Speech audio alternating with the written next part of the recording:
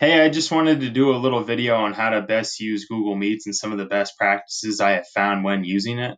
So the first thing you're going to want to do is on a browser tab, you want to go to meet.google.com, hit enter. Then you click on right here where it says join or start a meeting. So you can call it whatever you like.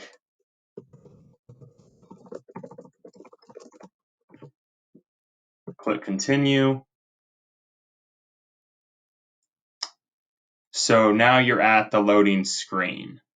So you can see like my face has popped up twice here, so you can hide your camera. You're not in the chat yet. You're ready to join the meet in a minute when you join over here. Move my little face out of the way. So people can also join from an app. Then what you want to do is up here on the browser is your link. So if you copy it, you could post this to Seesaw. You could post it to Google Classroom. We've been using it mostly in Google Classroom now because our kids in 3 through 5 have Chromebooks.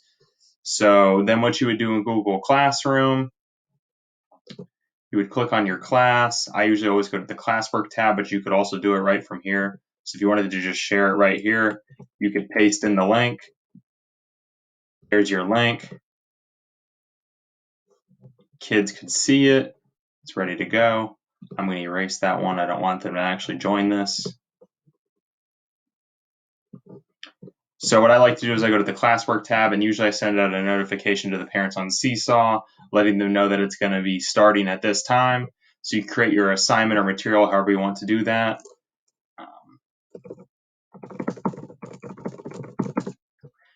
Paste the link in there, then you hit assign. So this way now the kids can go in and see the assignment that you've posted. They click on it, they have the link, they will join in. What you want to do now is then join the meeting, and then just a moment so you can add people. You get your link again here. You can copy that info. You can add people from this browser. And then in just a moment, you'll see somebody else will join, and then I'll show you some of the other cool options that it has. All right, so now someone has joined my meeting. So if you look here, I'm going to move this out of the way. You have some options here of things you can do. So if you click up the top here on the little icon, this shows you the people that are in your chat. So you have, right now there's 2 people. If you click on their icon, you can see their screen. So currently this person's hiding their camera, so you're just seeing them. And if I click back on my face, it would just show me, but that's your icon. Another cool option is if you're doing a presentation, you want kids to type a response. There's a chat question, or if they have questions, they type the question.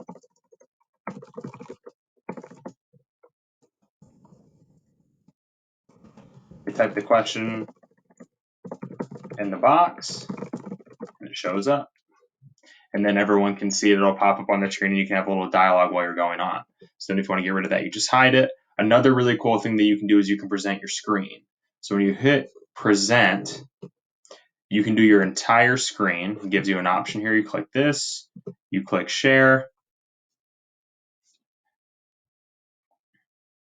and it says now you are presenting your screen. So everyone else in the meet sees that. So then you just start going to your browser tabs as normal, and the person and the things that you want to show them are there. So another thing that I wanted to bring so when you want to stop presenting, you just take that off. Okay, you stop presenting, so your screen goes away. Now it's back to the normal chat. Another thing I wanted to bring your attention to. So if there's somebody that joins that's not supposed to, or somebody's making too much noise, you do have the option to mute them. You can also remove them. Now, if your options are on the bottom here, so if you click on the bottom, you have the ability to turn your camera on where you can see yourself. You can turn your volume off if you're listening, and then the red button is to leave the call. So we found the best practices when you are presenting the information to students, you ask them to turn your mics off. And when you go over to the side, you can see that their mics are off. You can also ask them to turn their cameras off. And then it's helpful if you use the chat to kind of facilitate some of the questions as you're going through your lesson or whatever the purpose is for your meeting. So when you're done, One thing that you need to know about the Google Meets is they stay open for 90 days. So if you leave the link out there, anyone can get onto it with the link for the next 90 days. So it's always good when you're done to go back to where you put the link. And then if it's on Google Classroom, I just delete it, or on Seesaw, you can retract a post. So it deletes. And then at the end, like if people aren't leaving, you can remove the person. All right. And then that's it. So that's just a little bit about Google Meets. I hope you guys find that helpful.